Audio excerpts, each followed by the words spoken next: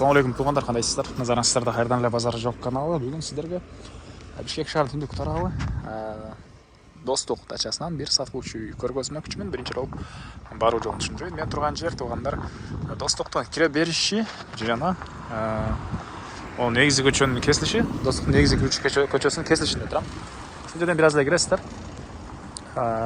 5-көчөдө сатылуучу үйүбүз жайгашкан. Анан бул чоң көчө менен келип сиздер ориентирди. Бул Достук дүкөнүнө же болбосо бул Айпери дүкөнүнө ориентир алсаңыздар болот. Анан бул жака келүү үчүн сиздер Фуча көчөсү менен аэропортту карай келе бересиздер. Биринчи мост бул объезднойдо тугандар. Андан кийинки экинчи мостко ылдый жагын эмес, өйдө жагын өтүп туруп, сол тарапты карай келсеңиздер, мына ушул Достукка келе аласыздар.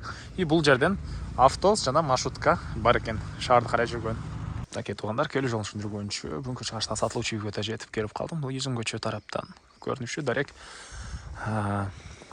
авто база көчөсү, автобаза 5-көчө 6-үй болуп калат экен тугандар.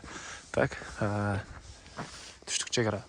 Бул жерден бийик забор, дарбаза, түндүк чегарасында бул жака чейин болуп калат. Ал жактан дагы үйдүн арты менен мал алып кирип чыкканга дагы мондай жай калтырылган тугандар.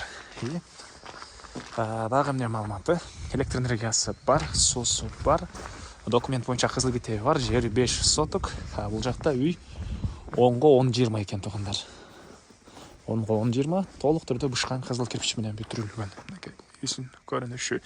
Плюс короосунда 7-ге тартылган мондай времянкасы. Бул дагы кирпич экен. Бул жакта мондай бош жер, фундаменти коюлуп тур. Калсаңыздар баня, очокона кылып коесуздарбы? Ушундай эмеси. Алды тарабы стяжка болгон.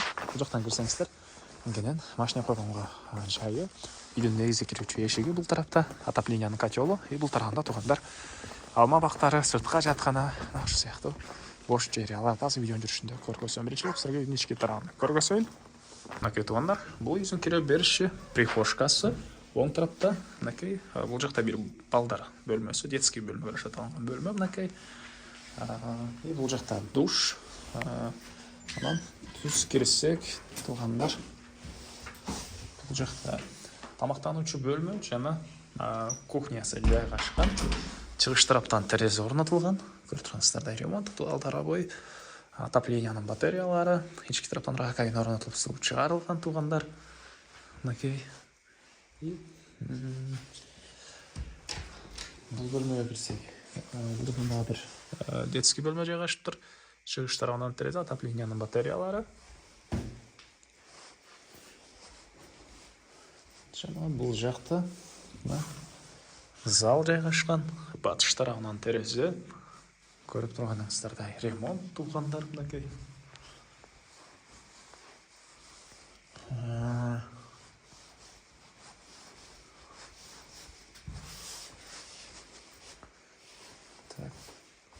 Бул жакта болсо дагы бир мондай спальный бөлмө. Батыш тарабынан терезе, отоплениянын батареясы, үй жылуу. Так, мынакей, андан нары силерге душту көргөзгөн окшойт, бирок душ ушунакей тугандар толук бүтө эле экен. Бул душтун бөлмөсү. Мен кара сатуучунун короосунан тугандар, бул жакта 7-ге тартылган времянка жаңы эле салынып тур. Негизинен үйдө эле жаңы тугандар. Бул жакта отоплениянын котелу. Мынакей. Көмүр менен жылыткан котел үйдү жылытат. Так.